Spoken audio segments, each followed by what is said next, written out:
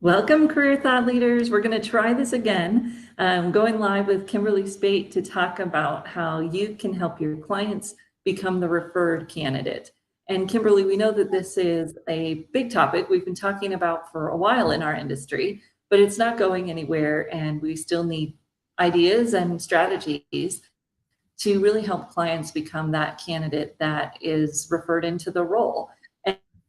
And you had looked up some data on this a while ago, but are you still seeing that people want referrals, that recruiters and hiring managers value referrals? They do. And the reason is because it decreases their risk. Yeah. So if I know that's something that we don't think about. Yeah. If somebody's coming in from off the street, all I know is what I see that's written about that person. I don't have anything else to go by. And of course, I can bring them in for an interview. But people can always talk a good game. So when I know of somebody that can give me some intel about that person, then I'm decreasing my risk as either the recruiter or the hiring manager. So that referral still is going to be important. Right. And there was some talk and even a little bit of data showed that people were backing off referrals a little bit for diversity, getting a diverse pool of candidates. But now I feel like they figured out almost how to get the best of both worlds and increase the diversity of the pool while still being referred candidates and figuring out how to do both of those things. If you can encourage your team to give you referrals that aren't just people that look and sound like them. And it's been an interesting kind of evolution in terms of people wanting referred candidates, but still definitely preferred method for people to get those candidates. So one of the challenges that our clients have is that kind of the timing, right? You have to be known before the position becomes open to be that referred candidate. And so how do people do that? Well, I think as a job seeker and even, once you're working, you're still in charge of your career. And so I think we have a lot of tools available to us today that we didn't have available before in terms of social media, because you can put your thought leadership out there and become known in your industry as the expert, or at least somebody that has some ideas and thoughts along different lines of things that are really important in your industry. So you can start to become known that way by putting your thought leadership out there, by going on different podcasts, if people are willing to do that. And then also just the community that you surround yourself with, because the people that you know are part of your brand. They can speak on your behalf. So becoming more known is going to be more helpful. Yeah, and we were talking about how that first step of becoming known is, of course, knowing what you want to be known for. And this is that clarity piece. And I know that when you were just kind of starting out in this field, you had a conversation with someone and you didn't even know that the program existed, but because you were so clear on what you wanted to do, you opened an opportunity for yourself. Yeah, exactly. So if somebody knows the exact name of the role they want to do, that's going to be great, right? But if you don't know the role, maybe you've taken some assessment tests that talks about, okay, these are some of your strengths. Maybe you've had some experiences in life that were significant life events that maybe have given you a reason that you want to do something a little bit differently. So in my case, based on some of my husband, my experiences when he had completed his military service after 24 years, and he wanted to transition to do something else. And we had an experience where we didn't understand how to do that because we had never done it. And then later I had become an executive recruiter, and I realized that I was looking for ideal candidates in a totally different way than how we had been looking for a job when he had made that transition. So he was looking mainly on job boards. And we didn't realize that as a recruiter, I was, searching LinkedIn, I was looking at keyword skills and things of that nature. And so then I had a light bulb, like an aha moment that said, okay, so he was looking in a totally different way than how I was searching. And so for me, that was a significant emotional event. And I decided that I wanted to use my experience to help other people in a similar situation. So I was able to describe to a friend, just in a casual conversation, this is what I've done in the past. I was able to talk about my recruiting and things that I had learned, what I was passionate about, and what I want to do going forward is. And I was able to describe that to her, just looking for information and advice. And in that conversation, then she told me about this other program that the military, some executive coaches were offering to the military. And I didn't even know that program existed. And my husband at the time didn't know it existed when he got out. And that was about, 10 years ago. But he didn't know about that program. So just being able to be clear about what it is I wanted to do, as well as be able to talk about my skill sets, my friend was able to tell me about something that I would then be able to pursue. So it actually uncovered a great opportunity because it's what I do now and I love it. I mean, part of what I do, but I love doing that. And I never would have known about it had I not been willing to at least be able to describe it in terms of what my skill sets were and what I wanted to do. So she gave me some ideas. Yeah, well, and this is one of the things that career changers often struggle with is if I don't know exactly the title or whatever, and you don't have to know exactly, it's more around understanding, like you said, what your strengths are, what are some of those skills that you want to use, the activities that you want to do in your work, and then other people may be able to help you formulate that. Probably not a recruiter, we'll talk about that in a minute, but more your friends, your family, your former coworkers. I just was going back and forth with one of our students in the career transition class, and he was saying he's helping people transition, but they are going to be going to a completely different job, and the skills, may or may not translate. And I thought, yes, and that's kind of the beauty of personal branding. As you were talking, a strong personal brand attracts because you know what you want to do and you can easily and casually talk about that. This is what I'm passionate about. This is what I love to do. And it opens up those opportunities in a very attractive, magnetic way instead of that pushy, like, do you have an opportunity for me? How could I do this? That kind of pushy way happens when we force it. But when we have that, I don't know, it's just kind of that depth of knowledge of who we are and what we want to do, then we can actually attract those opportunities. So I love that story. That's a good one. Well, and with that, so sometimes when things are revealed to you, you may need to actually go out and get some additional skills. And so then I like people to just really lean forward and, make yourself the most qualified that you can to put yourself in that position that you do then become the ideal candidate. So sometimes you can learn OJT and sometimes you have to, just be really proactive to get those skills to make you just shine above everybody else.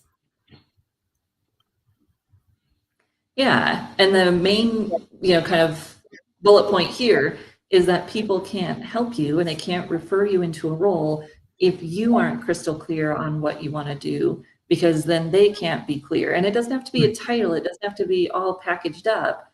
It's more that clarity of this is who I am. This is the strengths that I bring. And when you have that, even if you're not crystal clear on the role, you can get your network engaged in helping you. And it also seems like it boosted your relationship with that person because she got to help you. Absolutely. Yeah, we've become very dear friends. She's still my mentor or my friend, that referred me in. I will always remember the fact that she, told me about that particular program. So always been wanting to be able to lean forward and help her out too, if I can. So Yeah. Well, so then the next thing, and this kind of flows in, is those relationships. And we know this throughout our career, right? That relationships are so important, but you're kind of you're good at this. So give us some of your tips in terms of how you forge these new relationships, because that's hard for people, but also how you maintain them, because you just do a great job at both of those things. Well, thank you. First, I want to say it can be a learned skill. So if you don't already feel like you have that skill, you can learn it. And I really look at, building relationships. You really want to have mutually beneficial relationships. Those are the best relationships, right? And sometimes it's just knowing each other, being in connection with each other. You are still giving something to that relationship. So I look at it as building relationships has three main elements. It's building social capital. And by that, I mean, figuring out what the other person needs and being willing to give to the other person. So it's more of a giving type of relationship. And so sometimes people, people will value your time. They'll value if you can offer expertise, knowledge, insight, even sometimes showing praise to someone or appreciation. That's giving social capital. So building social capital, then being mindful of the people that come across your path, because we have an opportunity to meet people, I think, all the time. Even at the height of COVID, I was still meeting people. I was meeting people in Zoom meetings and, on the phone. So you still have an opportunity to meet people. It's just being intentional about when somebody comes across your path, being intentional about saying hello and developing a conversation, and then being intentional about developing that relationship. And then the third element is paying attention to every single human interaction that you have. So in other words, how are you making somebody else feel when they come into contact with you? So do they feel that you're being really genuine, or do they feel that you have an ulterior motive? Because that feeling comes through. The other person's going to feel it if you're approaching them saying, I'm meeting you because I think you're a nice person, but yet you have something else that you really are trying to get, that feeling is going to come through. So I think, just being able to give what you can, figure out what it is you have to give. And part of that comes from, as you're listening to somebody's conversation, as you're interacting with people, is being intentional about what they're saying. And you start to learn about things that they may be interested in. And then you go, I might be able to help that person in this area because they mentioned that.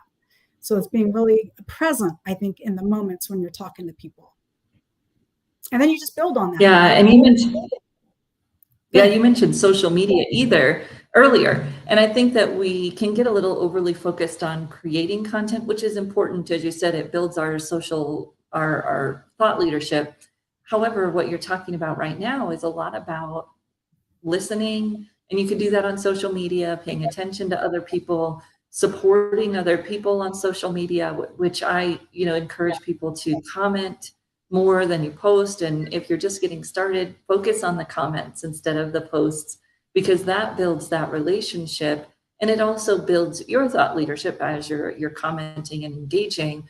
But to make sure that every interaction, even those online interactions, is relationship building, because there's nothing worse than, kind of putting those negative things out there online. And that doesn't mean you have to agree with everybody and everything they say.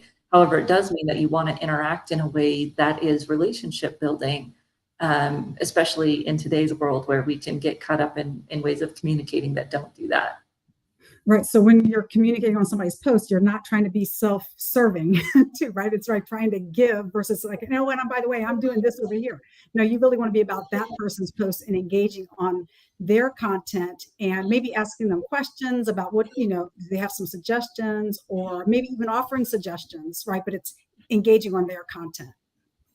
Yes, that, and engaging in a way that builds the relationship. I like you said, ask questions, that keeps the conversation going, and it helps them, it builds that relationship. It's like having a conversation, only it's online, which is not novel, right. But I find that a lot of people don't use social media that way, no matter what platform it is that you're on. They're really all meant to be used that way, where you continue the conversation. And then let's talk a little bit about recruiters. So we were talking about, if you reach out to a recruiter, is that something that people want to do? How do they do that? What are your thoughts on reaching out to recruiters? Sure. I think it's perfectly fine to reach out to recruiters and let them know, connect with them if they're willing to connect, maybe engage on their posts as well. But you have to keep in mind that a recruiter works for a company. And so a lot of times recruiters are trying to fill roles. Either they work in that company or they're a third-party recruiter, which means they have a contract with the company, but they're still trying to fill the roles of the particular company. I think a lot of times people think recruiters work for the job seeker. And the reason I say that is people will say to me, they'll say it this way too, shall I get me a recruiter? I know it's not proper English, but that's what people will say. And my answer is yes, get multiple, because the recruiters work for the company. So I think it's fine to let recruiters know what you bring to the table. That way, if they have an opportunity that they're trying to fill, that you have the skill sets for, or the job seeker has the skill sets for, then they know about you and they can reach out to you, and perhaps you can fill one of their roles. But they can't create roles to fit you. Right. But you have to become more visible. Yeah, and that there's the opportunity perhaps to connect to that recruiter, but you said maybe via email you can share about them, but you're also big on phone calls. So this kind of falls into the persistence place, and tell me a little bit about what you talk about with your clients on phone calls. So, okay, so a phone call will come into play in particular if you don't have a connection into a company and you're trying to you become known or get some information or advice about a particular role or about the company itself, the company culture. So you don't know anybody that works in that company. You don't know anybody that knows somebody else that works in that company. Then the only thing you have left is to be proactive yourself and reach into the company. And so that's when I say a phone call is best, because if I'm just reaching out to somebody on LinkedIn that I don't know and nobody I know knows them, and I could send them an email, right? But chances are they may not respond because they have no connection to me. So my recommendation in there is, Google the company phone number and then just call. So before you call, though, you want to have researched that person on LinkedIn, find out if there's any commonalities, anything that you have, in common with that person. And so anything that you can find a connection point. So whether you find them on LinkedIn, you might even still look at their Facebook if you can find them on Facebook or Instagram, so you can find out more about them. But then I would just call into the company and I would ask, you're either going to get a gatekeeper, or you're going to get one of those automated responses that says, if you're looking for somebody with the name beginning with the first three letters, if that happens, then you just punch the dial and hopefully it will connect you straight to that person, or you can leave a message if it doesn't. If you get a gatekeeper, then you just say, hey, I'm looking to speak to Mr. such and such or Miss such and such, and I want to talk to them about, and what that about would be what you found in their LinkedIn profile dealing with their current role. And then once you get the person on the phone, then you just simply tell them, hey, I found you in my LinkedIn network, and I see that you have a wealth of experience in whatever you found out that you're interested in learning about. And then you would say, would you have 5 or 10 minutes that you could share with me as I'm doing my research, as I'm very interested in XYZ, and I want to do my research to see which direction I want to go in. So you always want to put yourself in a position of posture. So you're asking for information and advice. And because they're at work, you want to just keep it short. But hopefully, because you're able to kind of weave in, because you've done your research and you're able to talk in their language, you're able to weave in some of your expertise and knowledge as well in that initial 5 to 10 minutes. And if that conversation goes great, then you could just say, hey, I want to be very respectful of your time. Is there another time that I could set up another conversation? This was really wonderful. I just really appreciate all the advice that you've given me, and I would just love to continue this conversation. So hopefully, they would be willing to do that. And you can also ask, is there anybody else you think I should talk to that can give me additional information or advice? And that gets you to the next person. Every time you have one of these conversations, you're becoming more intelligent about either the industry, the type of roles, or the company. You're gleaning all of that information. So every time you go to that next conversation, you're able to bring that wealth of information with you as well, and then have that to the next conversation. So therefore, I say, put your A game on so that when somebody talks to you, they start to think, I need this person in my company because they already know a lot. I could see them working right here. They would fit perfectly. So that's kind of the proactive approach I like to take. And it might take a couple of phone calls, but still, you're getting information, you're getting smarter. Right. Well, and I like this. So I know there are some people that want to go through the warm channels, and I do recommend that because I think it's easier for our clients and it's easier for the people that we're asking to meet with us. And so we've got a process and scripts and all of that for connecting through your warm network in our hidden job market class. But then we also recognize that there's a lot out there and obviously value in the cold approach. And so we've got some research and how do you do that through the cold approach, both via phone, also via email, or through LinkedIn, because you want your clients to do whatever they can do, whatever they're most comfortable doing, and also have the tools to do anything that they are willing to do, right? So phone is strong. It connects you, it's voice. And I'll always tell my clients, you can leave a voicemail after hours if that's the first step, like dipping your toe in the water. And then obviously email is fine. And we've got some tools that our industry talks about where you can find people's email, like Hunter and MailScoop and some of those things. And then if all you can do is LinkedIn, it's better than nothing through that cold approach. But I love, it's kind of I don't know if waterfall is the right analogy, but we start with our warm contacts, see if we can get into the companies we want, And then if we can't, we go through those cold channels, really whatever way our client is comfortable to take that first step, right? Exactly. Exactly. So warm, if you can do warm, that's always going to be better. And I guess I just have the approach from the cold contact is that some will, some won't. So what? Move on, right? There's going to be enough people out there to, and so sometimes it's just changing the mindset around that as well. Yeah. And Jane says it works. Yes, it does. It works. Yeah. And I love this approach. And of course, we take a coach approach. So we help people figure out how to do it in their way, because we know that telling them what to do works about as well as telling my 3-year-old what to do. Right. And they really got to figure out how to do it in their way. So Exactly. Kymberli, we're starting our class on Wednesday, and Yes. I'm excited. Yay!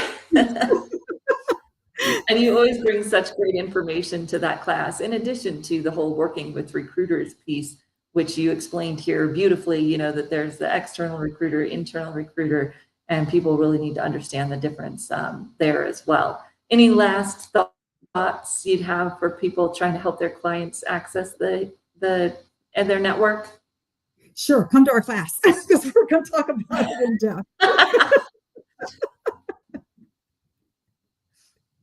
No, I thank you so much for your time today. And then, Kymberli was just a presenter at our symposium as well. And I hope people will check out more of what you're doing, because you've really got some great insights for folks on getting into their networking and building relationships more thoughtfully and long-term success for their career. So thank you, Kymberli. Well, thank you. It's always a pleasure to work with you, Marie. And folks always get so much out of your courses. I mean, you just put so much in there. You give so much that I'm excited. Yes. All right, y'all. Well, I'll see you tomorrow. We'll talk about a trend topic on our regular Trend Tuesday. And then if you have any questions about the class, let us know. And we'll see you again soon. Thank you, everyone.